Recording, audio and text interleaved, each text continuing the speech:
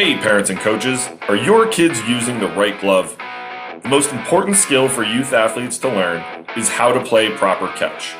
The problem is, most youth gloves are made with bad leather and are too big for small hands. They actually make it harder to play catch.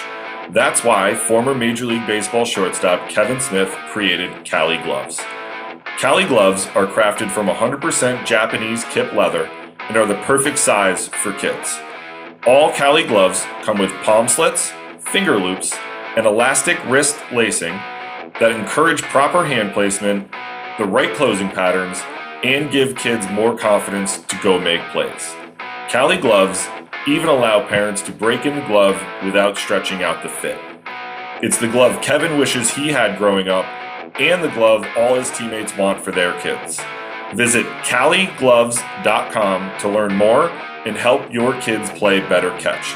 That's Cali Gloves, K-A-L-I gloves.com.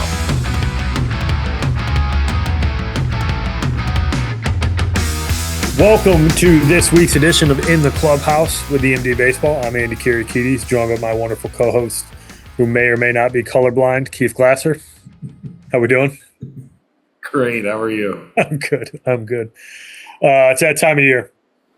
So we're going to give a little crash course on some admissions-related information, early decision, early action, ED2, regular admissions, rolling admissions. Little primer for this as we get a little bit closer to September, October, where people are starting to pull together applications, you're starting to make decisions, all that kind of good stuff. So this particular topic is right up in your wheelhouse as you spend some time doing some admissions work as one of your many duties at RPI. So let's start with ED1. What do we got there? Hold on. Holding. Let's backtrack for a second. The first thing that we're going to have to determine prior to what admissions deadline we're going to apply to is what application you're going to fill out. You're going to want to either go to the two big ones, which I'm fairly certain have kind of cornered the market here, are the Common App and the Coalition app. Pretty much every school in the country accepts those applications. Some schools do have their own version of their own application. I know RPI had their own. I don't know if they still do, but some do have their own. And I do think it's worth noting that, I would probably say that most of the state system universities out there have their own model, if you will, where you could fill out an application once to, let's say in the state of New York, to UAlbany, Brockport, Binghamton, and Oswego. And you can fill it out once. It goes to all those schools. The Common App and the Coalition app, I believe the Common App I know for sure. I believe the Coalition app might too. They work with Naviance, which this is just irrelevant to 99.9% of people out there. But it is a software system that most high schools use to be able to send documents safely to colleges. So essentially you fill out your application, you submit it to the school, you pay your application fee, and then your counselor gets notified that you've applied to said school, and then they can just go in and upload all of your documents via the interwebs to those schools. Now, to the deadlines, I think it's important to note that the vast majority of schools are just going to require that you have your application in by the deadline. The rest of your supporting and supplemental materials, can come after said deadline. But as long as your app is in by the deadline, you have a seat at the table here, so to speak. What's the first one you want to tackle? ED1? Yeah, let's go with ED1, since I think for guys who are committed or going to be committed prior to that deadline, this is the most likely path that you will take in terms of your application process. Sure. So early decision 1. Now, some schools only have one early decision date. Some do have multiple, 1 or 2. Early decision 1 is generally going to be sometime between November 1 and November 15. They're going to take the first part of November, and there'll be a date in there. Usually it's something round like the 1st or the 15th that your application has to be in by. You'll be notified usually in mid-December, so the turnaround's pretty quick, right? Like if you're going to apply early decision 1 November 1st, you're going to know in 5 to 6 weeks whether or not you've been into that, you got admitted to that school, you'll have your financial aid package, all that other stuff. Now obviously if you've gone through the early read process and you've quote unquote committed to a school, as long as you haven't failed all of your courses at this point in the year, you're getting admitted, you're going to get your financial aid package, and you're going to be done. The key to know about early decision is that it is binding. Now, it's binding in that it is financially affordable for you. I'll let the cat out of the bag here. None of these schools have, a task force assigned to show up to your house and audit you to see if you're telling the truth.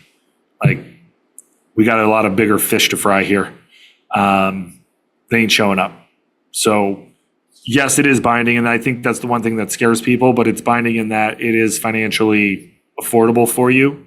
That said, if we're strictly talking athletics, you're going to have a really good idea of what it is you're going to be paying anyways. So, early decision 1 is a great option because it allows you to literally be done with this process by early December.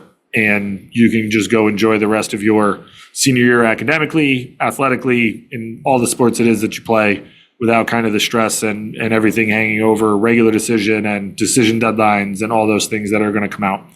I also think it's important in all of these, you can appeal your financial aid package as well. Generally speaking, there is some schools have a formal process. Some just have like a, shoot an email over here. We'll review it, but you can go through the review of the financial aid process to try to get a little bit more money. My argument would be like, just appeal. The worst thing that they come back with is like, yeah, no, this is the best we can do. But hey man, they come back with another $2-3 grand. That's $8,000 to $12,000 less that you have to pay over 4 years. Yeah. And so 2 things with this. You can only apply early decision to 1 school. Mm-hmm. It's an important thing to note because we're going to get into early action, which is slightly different. The other thing that I would implore people to do is that if the finances are a concern, right? And for some people they aren't, for some people they are.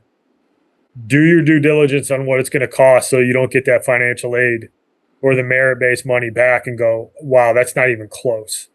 Because you should have enough information going into your early decision application where you have a pretty good idea of what you're getting. And most of these schools have tools that will allow you to paint a pretty clear picture of what it's going to cost you out of pocket once you factor in potential financial aid, merit-based money, scholarship money, so on and so forth. So you should be, if finances are a concern, you should be talking to the coaches and making sure they're pointing you in the right direction to get a clear picture.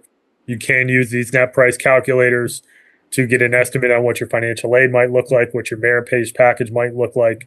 But don't go, if finances are a concern, do not go into early decision 1 or early decision 2 for that matter, because it is another binding process.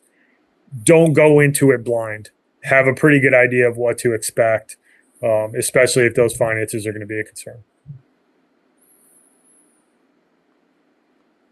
Anything else on ED1? No, which I guess we can segue into ED2, which is literally the exact same thing we just talked about. It's just a later date for early decision 2. So early decision 2 is usually going to be, mid-December-ish as those ED1 decisions are going out, ED2 apps are coming in, and then those are getting read to have that turnaround usually in early January. So, kind of the benefit to if schools have early decision 2 is that maybe your recruitment process is a little bit longer, or, let's just face it, if you're looking to go to a school, it allows you to, take a little bit more time to figure out, yeah, this is the place for me.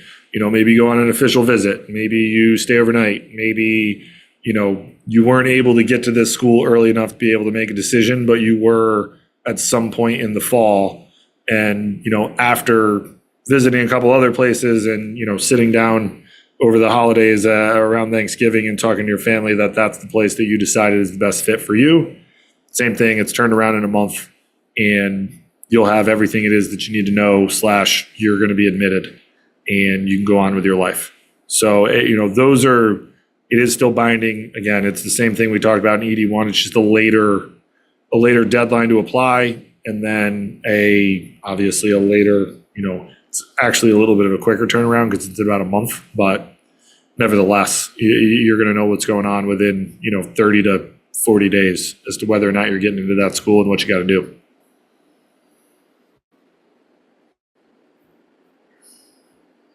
Pause. All right. Pause.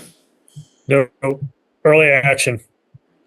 There's a couple layers to this one, but I think the simplest way to put it is that applying early action somewhere allows you to get a decision on your admission earlier.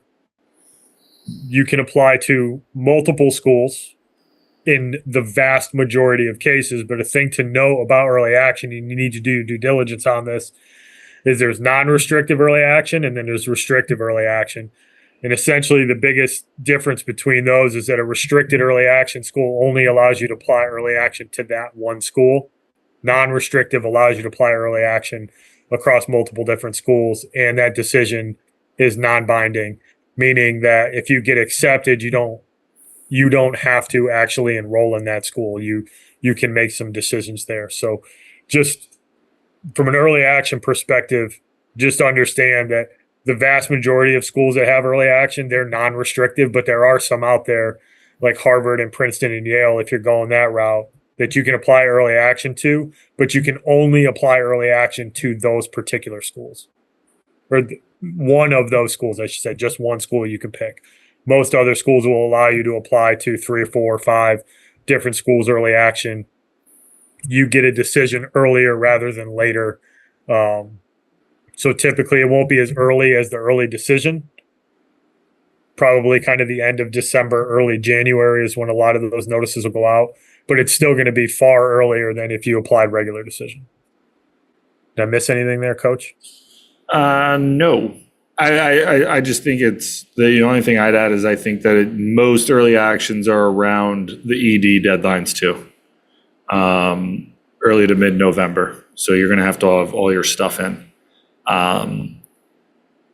But no, there's pretty much hit the nail on the head there. I would say that the vast majority of schools are non-restrictive. I'm just going to spitball here for a second, and I'm not trying to, spit away, ruffle any feathers. But how do they know? You know what I mean? How do they know? Is there a watchdog out there that's like, no, no, no, no, no? I guess if, say you're Harvard and you take the Common App, that gets put into a database, you select early action, they see that you submit to other schools. I guess they'd be able to track it that way, but it's a great question, Keith. I'm not sure. Are we doing that? Do we have enough time on our hands to do that? Apparently they do. I'm just throwing that out there. I'm not advocating for anyone to do it. I'm just saying. Yeah. My question is, are we just making things up to make things up, or are there guardrails put in place that doesn't allow you to do it? I don't know. Restrictive early action sounds a lot like early decision, but not binding, and that doesn't make a ton of sense to me. Well, I guess if you're going early action to Harvard and ED to Yale, whatever. Yeah. But again, are we checking? I don't know. I don't know. Maybe somebody in the comments will be able to answer that for us. I'm going to chat GPT that, see if I can get an answer. The All right, we digress. the other thing I'll note about early action is that it does give you a chance to, say you apply early action to 5 schools, you get into 4 of them, you get a chance to kind of compare what those financial aid packages look like. And to a certain extent, you have a little bargaining room potentially. You could go to a school and say, "Hey, I got into Harvard, I got into Yale, I got into Princeton. I really want to go to Brown, but the academic package that you guys gave, the financial aid packages you guys gave me, doesn't add up to those other ones." You might have a little bit of a bargaining chip there. I'm using 4 really elite schools, but it also just gives you a chance to kind of see where it fits within your finances as well. So that's another additional benefit. Yeah, the last thing I'll add on early action, early decision is that you can be deferred as well. Then you get kicked into the regular pool. You can get kicked into regular decision because they might want to see another round of grades or what have you. So that can be an option for the schools to do as well, that you get kicked into, if you win ED1 and they have ED2, they might kick you into ED2 to see another round of grades. If you go ED1 or ED2, they might kick you into regular decision just to see more grades. And then each school, I believe, kind of operates differently. Some of them will kind of say like, yeah, you win ED, but we wanted to see another round of grades. Like, we'll give you your decision earlier than giving it to you. Some will just be like, yeah, no, you're going to get it with regular decision. But that is something that can happen in early action, early decision. The other piece info that we kind of glossed over, but part of the reason that early decision can be popular, especially with high-end schools, is that it does give you a better chance to get in, right? I don't know if anybody states that publicly in terms of like increasing your odds, but having been in the room with admissions officers at elite schools, they've had the conversation with us of like, if this kid's going to get in, he has to apply early decision, because if he gets into that regular admissions pool, it's going to get too competitive for him to be admitted, and we need to know that he wants to be here or she wants to be here. So part of that commitment in early decision, it's a smaller pool of applicants that are going to be willing to commit to a school early decision. So in a sense, it does increase the likelihood that you could get into a particular school. The other part of it from a baseball recruiting process is that most of these schools are going to nudge you. If you make a verbal commitment to them, they're going to strongly suggest, and in some cases may require you to apply early decision to get that dialed in and get that commitment kind of on the board, if you will, specifically at the Division III level, where that is kind of the most binding of agreements that you can come upon. Although that has changed a little bit since the national letter of intent is no longer a thing. But so yeah, the only pushback I'll give you is that when I want to be clear, well, we should be clear, when we say that you do have a better chance, we're talking about people that are still admissible at that school. Like, you don't get a better chance getting into Harvard with a 950 SAT and a 2.8 GPA because you went early decision.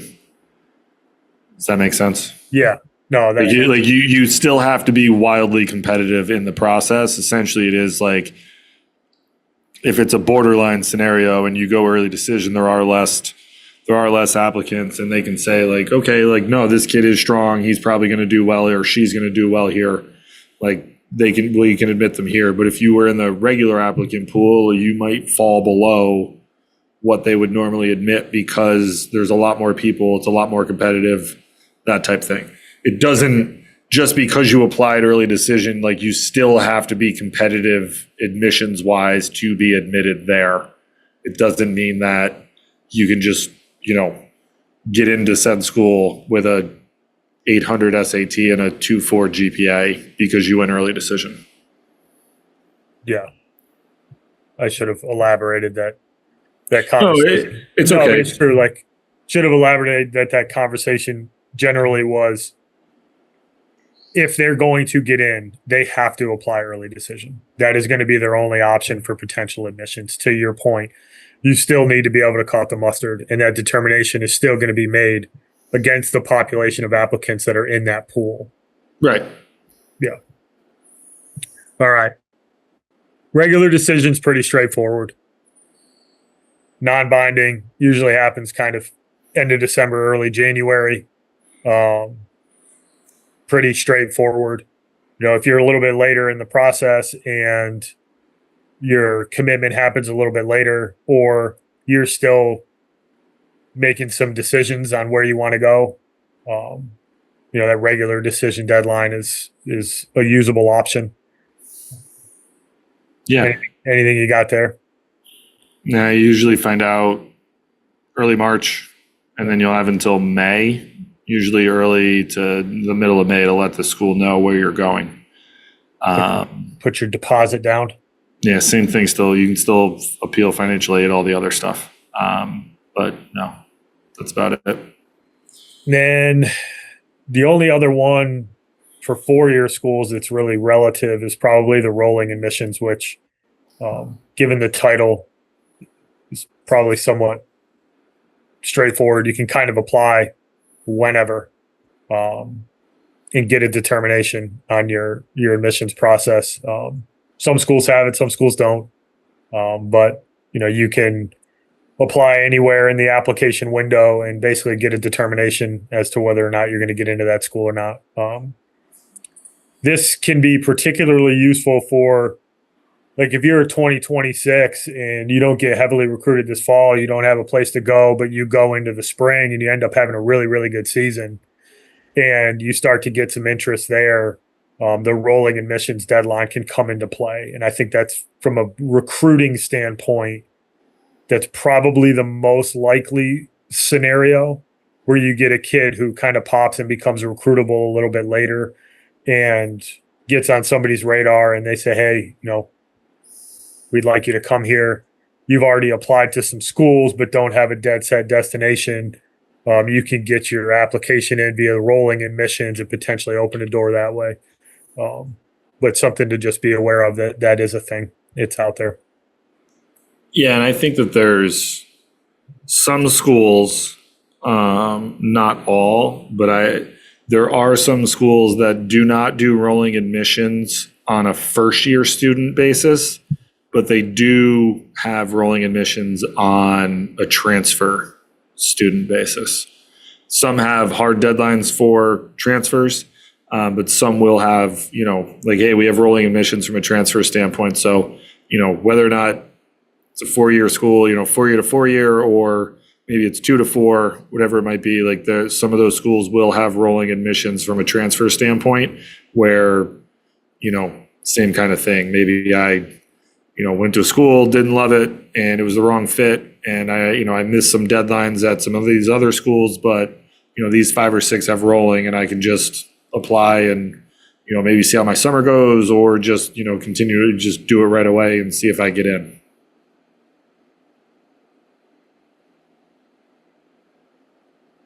Anything else you want to add on the admissions process here, Coach? Just make sure that the only thing I'll add is that if you're applying to specialized programs, one, just make sure you know if there's any supplemental materials that go with it. Like, if you want to be an architect, you might have to submit some art. Or if you want to be an artist or a music major or something of the like, you might have to submit some semblance of a portfolio, if you will, as part of your application as well. So just make sure that you know all the stuff it is that you need to apply, so that your ducks in a row and get your stuff in and your decision back as quickly as possible. Fair enough. I think the only thing that I'll add, and we've mentioned this on a couple podcasts recently, even if you're committed, you've got a place that you're going to call home. Do not half-ass the application. Nope. Do it at the highest level you can. Write a good essay. Get all your supplements in. Get your recommendations. Get all that stuff lined up. Make sure you check all the boxes. Do not throw an unnecessary wrench in this process by not checking those boxes. I mean, if you're listening to this now in the middle of August and you've already got a place to play and you're committed, awesome. You got plenty of time to get your ducks in a row. Don't wait until the last week of October to start pulling this stuff together. Start writing your essay. Start filling out the Common App or the Coalition app. Like, get ahead of this process because it will sneak up on you as soon as you get into high school. And you don't want to have to deal with the stresses of trying to get this done and wrangle teachers for recommendations. You don't want to have to do that kind of stuff. So get ahead of it if you can. Yeah. Anything else you want to add? Fail the plan to fail. Words of wisdom from Coach Glass. We might have Wisdom Wednesday moving forward on social media. We'll just have snippets from Coach Glass, the musings, the musings of Coach Glasser. Man. Measure once, cut twice. Oh, good one. Good one. Your dad would kill me if he heard me say that. Good one. Yeah. All right. Well, thank you, everybody, for listening. Tune in next week. We'll talk to you then. Thanks, everybody. Thank you for listening this week. If you're watching on YouTube, go ahead and hit that subscribe button and smash that like button for us. Check us out on Apple Podcasts, Google Podcasts, as well as Spotify. You can follow us on Twitter and Instagram at EMD Baseball. If you want to find out what me and Keith do to help families and players navigate the recruiting process, go ahead and check us out on emdbaseball.com. Take a few minutes to check out our new online academy. I promise you'll get some good information out of that. Thanks again for listening. Check in with you next week.